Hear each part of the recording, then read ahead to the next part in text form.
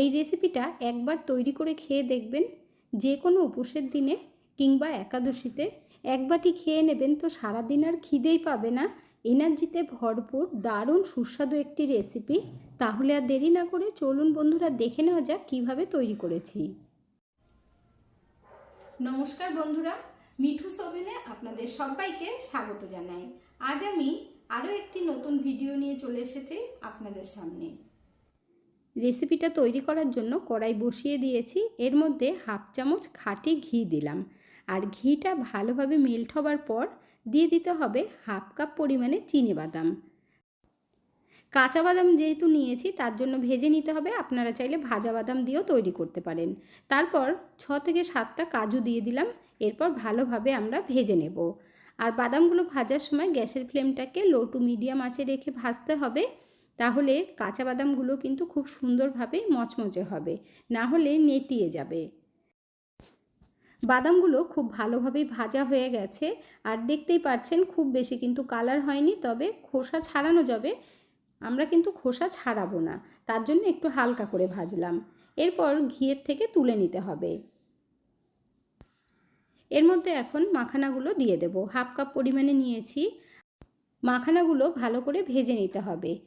আর এই মাখানা অনলাইনে কিনতে পাওয়া যায়, আমি ডেসক্রিপশন বক্সে লিংক দিয়ে দেবো, সেখান থেকে আপনারা চাইলে কিনে নিতে পারেন। মাখানাগুলো হালকা করে ভেজে নিয়েছি, আর এগুলো ভাজার পর খুব সুন্দর ক্রিস্পি হয়। এখন মাখানাগুলো আমরা তুলে নেব।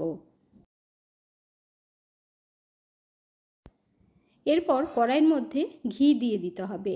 রেসিপিটা কিন্তু আমরা ঘি দিয়েই তৈরি করব। হাফ চামচ পরিমাণে দিয়ে দিচ্ছি। মেল্ট হবার পর কিন্তু 1 চামচ হয়ে যাবে।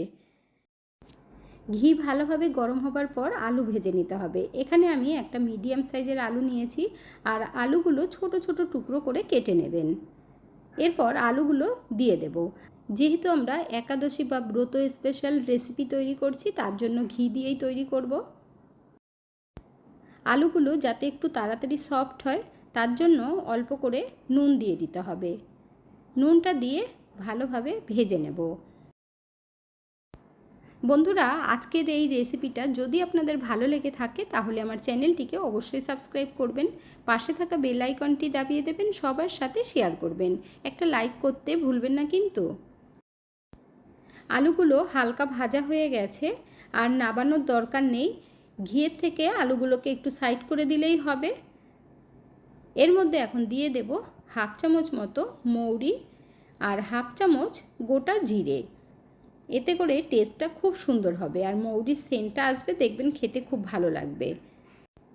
মৌরি আর জিরেটাকে হালকা করেই ভাজতে হবে।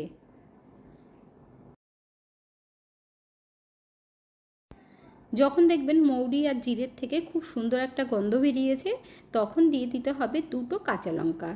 আপনারা ঝাল কম খেলে কম দেবেন। তার সাথে হাফ ইঞ্চি আদা গ্রেট করে দেবেন। এখন আমরা আদা আর কাঁচা লঙ্কা জিরে মৌরির সাথে ভেজে নেব। যখনই দেখবেন আদার থেকে কাঁচা গন্ধটা চলে গেছে, তখন আলুগুলোকে এই মশলার মধ্যে দিয়ে দিতে হবে। তারপর আমরা কিছুক্ষণ ভেজে নেব।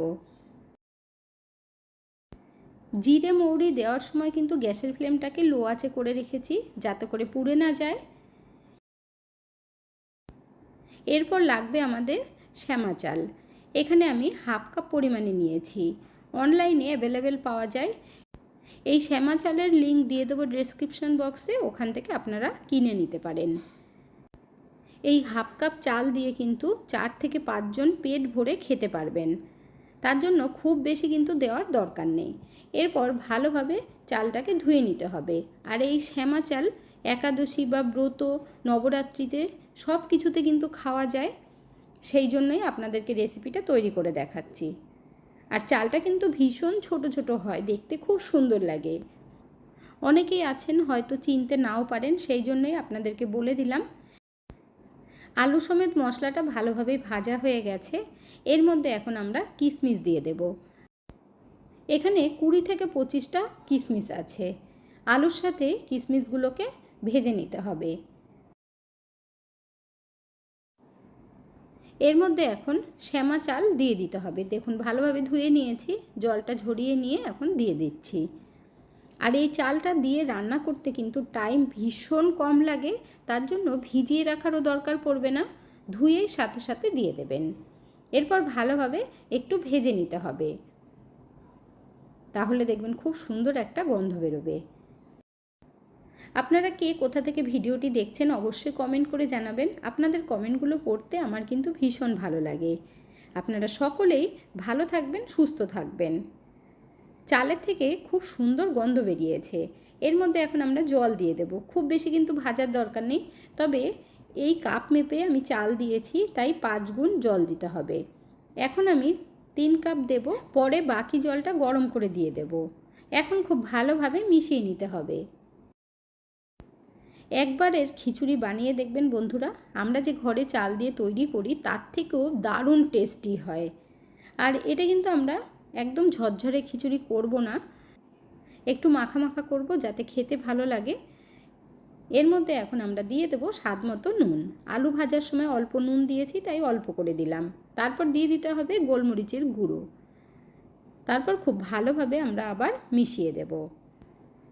আমি এখানে চেষ্টা করেছি যেই জিনিসগুলো একাদশীতে খাওয়া যায় সেগুলো দিয়েই তৈরি করার। যদি কারোর আপনাদের মনে হয় এর মধ্যে কোনো একটা উপকরণ একাদশীতে খায় না, তাহলে সেটা স্কিপ করবেন। এখন আমরা 3 থেকে 4 মিনিটের জন্য ঢেকে দেব, গ্যাসের ফ্লেম বাড়িয়ে রেখে। 3 মিনিট হয়ে গেছে, ঢাকনাটা তুলে নিচ্ছি। আর দেখুন জল কিন্তু চালের মধ্যে একদম টেনে নিয়েছে। আপনারা চাইলে ঝরঝরে তৈরি করেও খেতে পারেন, কোনো অসুবিধে নেই। গরম গরম খাবেন, ভালো লাগবে। খুব ভালোভাবে মিশিয়ে দিয়ে এর মধ্যে আমরা একটা টমেটো কুচি দিয়ে দেব। টমেটোটাকে ছোট ছোট করে কেটে দিলাম, আর এই সময় দিলে টমেটোগুলো গোটা গোটা থাকবে, খেতে খুব ভালো লাগবে। আপনারা চাইলে আলু ভাজার সময় টমেটো দিয়ে দিতে পারেন। আর এর মধ্যে চাইলে গাজর দিতে পারেন, ক্যাপসিকাম দিতে পারেন, যেই সবজিগুলো আপনারা পছন্দ করেন সেগুলো দেবেন।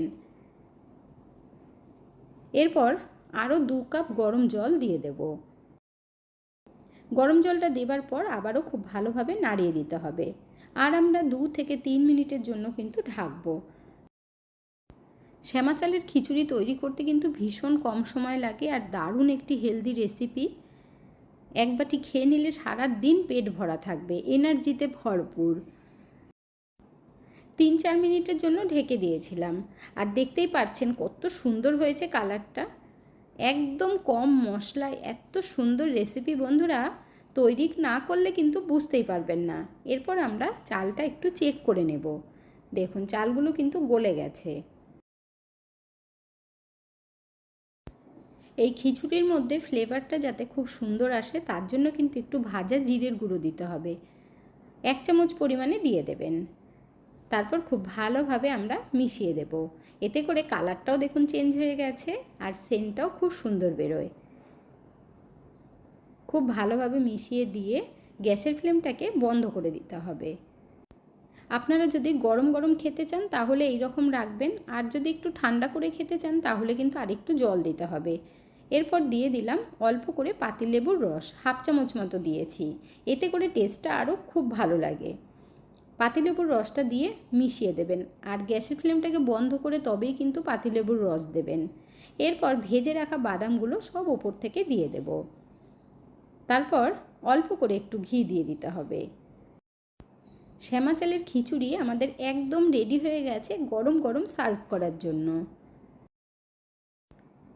বাটির মধ্যে সার্ভ করে নিয়েছি, আর এই রকম 1 বাটি খেয়ে নেবেন, দেখবেন পেটটাও ভরে যাবে।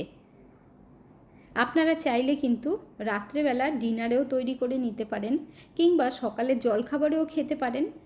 এমন নয় যে শুধু উপোসের দিনেই খেতে হবে, আপনারা যখন খুশি তখন বানিয়ে খেতে পারবেন। তাহলে আর দেরি না করে ঝটপট বানিয়ে ফেলুন। আজকের ভিডিওটা আপনাদের কাছে কেমন লাগলো অবশ্যই কমেন্ট করে জানাবেন।